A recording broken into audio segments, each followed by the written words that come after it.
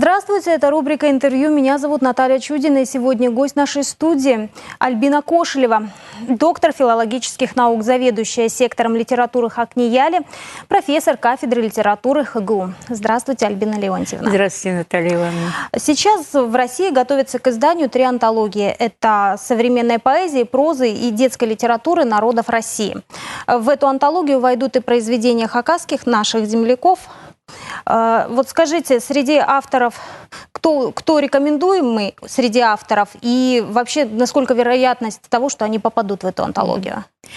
Наталья Ивановна, если позволите, я немножечко начну несколько издалека.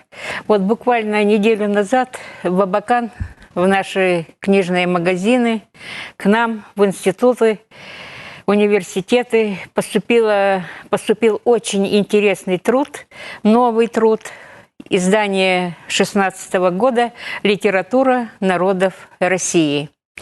И в этом труде, конечно, в разделе «Сибирские литературы», литературы Алтая, литература Хакасии тоже имеет место быть. О ней говорят.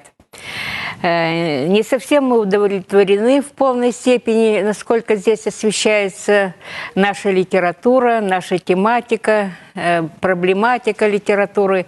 Но очень важный момент отправной, что в постперестроечный период для литературоведов сибирского региона открылась прекрасная возможность исследовать сибирские литературы, начиная от их корней, начиная от их истоков. Давайте вернемся все-таки к антологии, которая будет издана в ближайшее время. Туда войдет творчество, отрывки из «Алтын-Пичик» на русский язык – это «Золотая книга», это новое направление в хакасской поэзии, которую начали Валентина Татарова и Галина Казачинова.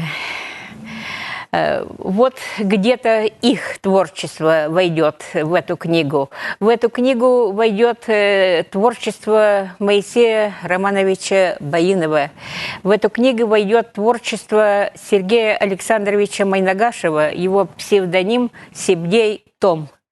Ну вот если говорить кратенько об их творчестве, я сказала, что они прям-таки вот и Казачинова, и Татарова создали новое направление в хакасской поэзии. Это обращение к вот этим истокам традиционной веры, религии хакасов, шаманские алгысы, народные обряды, ритуалы. Причем и обряды, и ритуалы, ведь это оформляется все в поэтическом слове.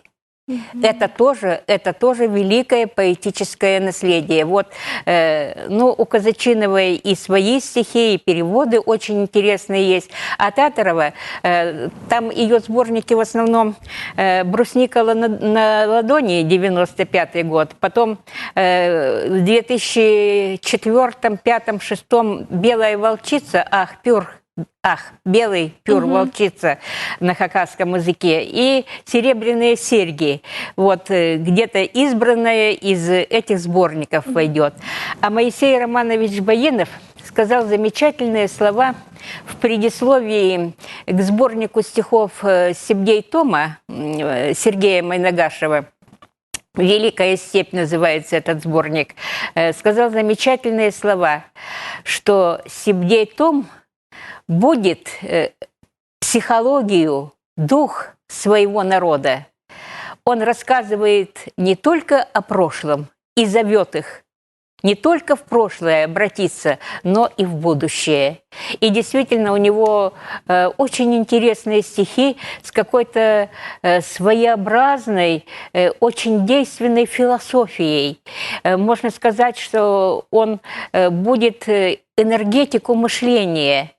Вот, допустим, такие строки его очень интересные. «Если дышать, то дышать степью, если играть, то играть в смерть, если думать, не думая, и становиться Богом. И вот, наверное, действительно, он где-то в своих стихах, вот в этих новой хакасской поэзии, он в какой-то степени становится Богом. А какие еще книги и научные труды хакасских авторов выходили, издавались в последнее время? Очень много создано. Вот я, например, очень плотно работаю проблемами, занимаюсь плотно проблемами Хакасского научного исследовательского института где-то с 99-го года, и у меня за этот период вышло 6 монографий.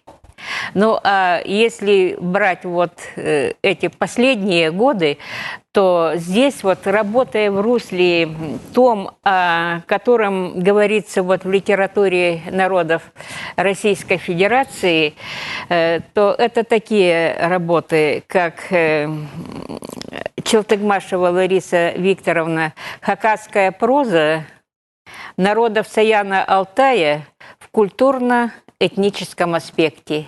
Очень интересно. Ведь нельзя же народ, его духовность, в частности, его поэзию рассматривать изолированно от эпохи, от тех соседей, которые живут рядом с нами, народы, государства. И вот в этом плане эта работа очень интересная.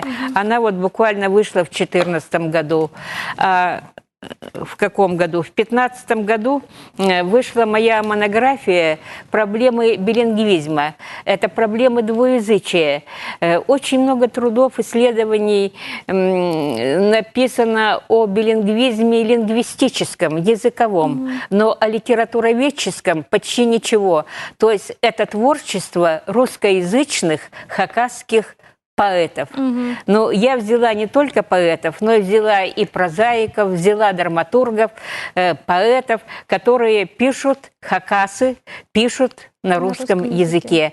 Я говорю о том, как презентируют они свою родину, этнографию своего народа, философию своего народа, историю, язык, онтологию, не а онтологию. Вот именно во внешний мир. Вот как литература хакасская становится интересной для всех народов Российской Федерации, как она становится интересной для всего мира, как стали интересными для всего мира такие писатели, как Михаил Еремеевич Кельчичаков, Николай Георгиевич Доможаков, Моисей Романович Баинов, Валерий Майнашев, Наталья Ахпашева сейчас очень высоко котируется. Вы вот сотрудничаете с какими-то институтами, общественными учреждениями вот в других регионах в плане вот литературы? Обязательно, обязательно. Мы очень тесно контактируем с Казанью, Уфой, Татарстан, Башкиртостан. Где-то до недавнего времени плотно контактировали с Бишкеком, Киргизия.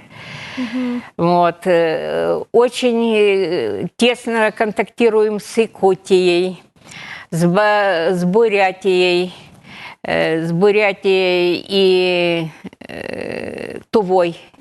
В Бурятии защищаются наши аспиранты в Бурятском государственном университете. Там сохранился диссертационный совет, там защищаются наши аспиранты. Там есть замечательный ваковский сборник, который издается, «Вестник» называется, Бурятского государственного университета, в котором печатаются наши ваковские статьи. Но еще что, Наталья Ивановна, самое интересное, мы контактируем и с зарубежными центрами научными, исследующими тюркские литературы. В Индии вышел сборник с нашими статьями вместе с индийскими учеными. В прошлом году вышла моя статья в Соединенных Штатах Америки, в Чарльстоне, вот, как раз о творчестве Валентины Татаровой. Диплом прислали лауреата этой конференции большой. Вот. Ну и буквально где-то вот полгода назад мы отправили материалы в Китай.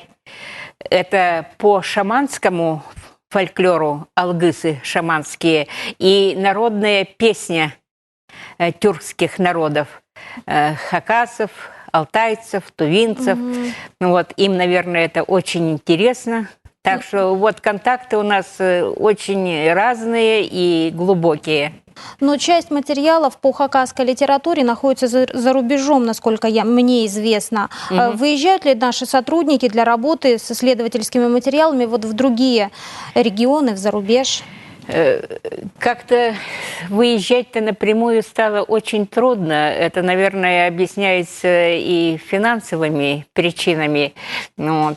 Но в Москву, а через Москву уже мы непосредственно контактируем с ними.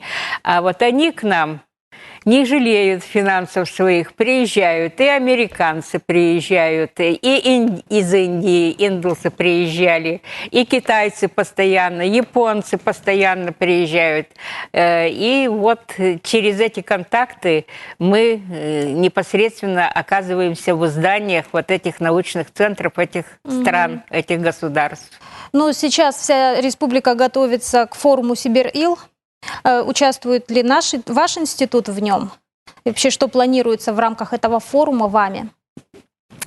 Так, Сибир-Ил переводится с хакасского языка как страна искусств, и страна мастеров.